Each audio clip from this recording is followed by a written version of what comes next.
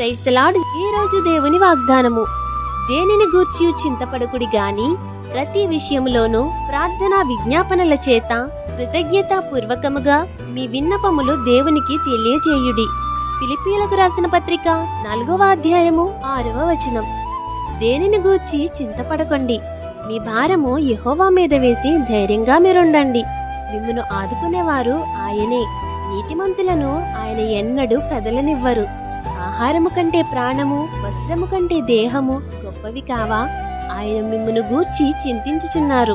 మీ చింత యావత్తు ఆయన మీద వేయండి, ఆయనే మిమ్ములను ఆదుకుంటారు. కాబట్టి విశ్వాసంతో ధైర్యంగా చింతించకుండా మీరుండి ప్రార్థన ద్వారా దేవునితో మాట్లాడువారిగా మీరుండాలని ఆశిస్తూ ఈ దిన వాగ్దానం మీ జీవితంలో నెరవేరాలని కోరుకుంటూ దేవుని సువార్త పరిచర్యలో మీ సహోదరి. ఆమేన్. God bless you.